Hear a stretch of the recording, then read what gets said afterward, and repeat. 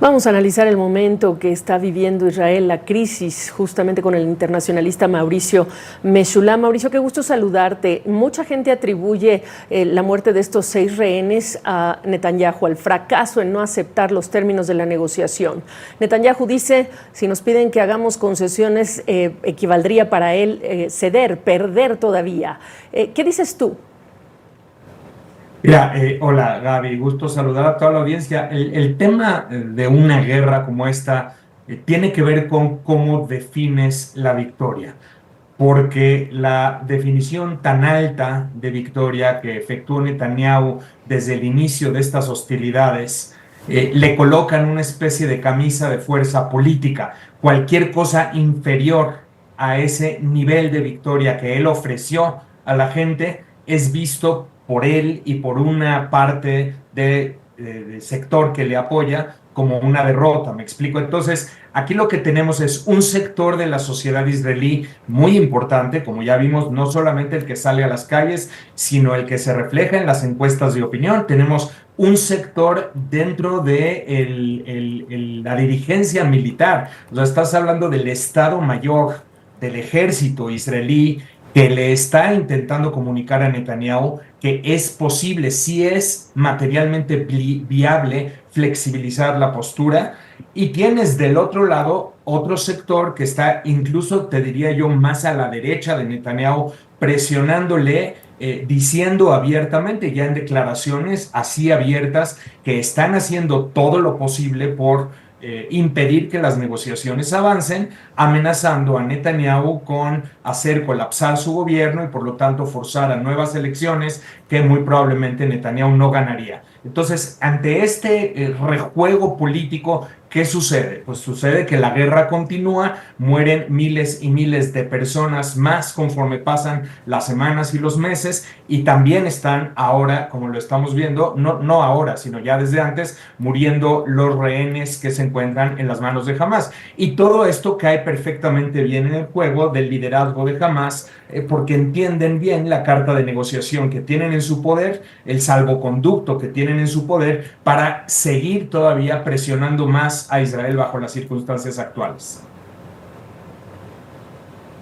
Ahora, ¿por qué es tan importante ese corredor de Filadelfia dentro de esta negociación para las partes, para cada uno? Se entiende quizá que para Israel es evitar el paso de más terroristas en esa frontera incluso, pero ¿cómo defiende cada parte su postura? Es como, ¿qué te diría yo? El cáliz, ¿me entiendes? Es la pieza más importante de todo este escenario. Para Egipto significa su frontera. Egipto está empujando mucho para que Israel no se quede con el control de esa frontera. Para Hamas significa, por supuesto, el mantener el control de esa frontera con Egipto y por lo tanto un corredor que le pueda hacer acceder a armamento o abastos futuros para sus distintas operaciones. Pero también ahí interviene, por ejemplo, la Autoridad Nacional Palestina, en la medida en que la Autoridad Nacional Palestina o alguna entidad palestina pueda colarse y pueda controlar esa frontera, en esa medida Palestina o por lo menos un sector de la comunidad palestina puede afirmar que mantiene determinada soberanía sobre la franja de Gaza. Todo esto en contraste con la posición más dura dentro de Israel, que lo que dice es que una vez conquistada esa frontera, o sea, Israel la tenía en su posesión. No olvidemos que Israel se retira de esa frontera en 2005. O sea, una vez que Israel ahora la vuelve a reconquistar, cederla sería un error estratégico. Insisto, en la visión del sector más duro de Israel, no es ya lo que está diciendo el Estado Mayor del Ejército. El Estado Mayor del Ejército ya favorece la potencial salida de Israel de ese corredor y en dado caso de que fuera necesario, dicen, lo podemos reconquistar si de verdad hiciera falta. Por ahora, esto podría facilitar las negociaciones, cosa que Netanyahu, como ya lo sabemos, se está oponiendo a ello. En Estados Unidos, en el minuto que me queda, la posición de la Casa Blanca de Joe Biden por ahora, cuando tuvo declaraciones esta mañana, pues algo serias o algo duras en contra de que Netanyahu no está haciendo lo suficiente.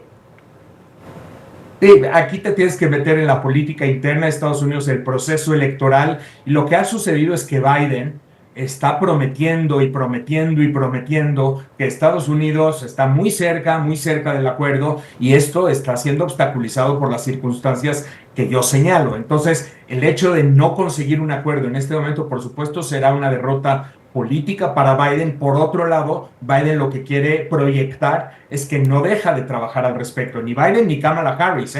Importante decir que Kamala Harris también durante la convención demócrata así lo estuvo afirmando y ha estado junto con Biden en estos últimos días intentando hacer avanzar el acuerdo. Mauricio, qué gusto saludarte. Gracias por el análisis.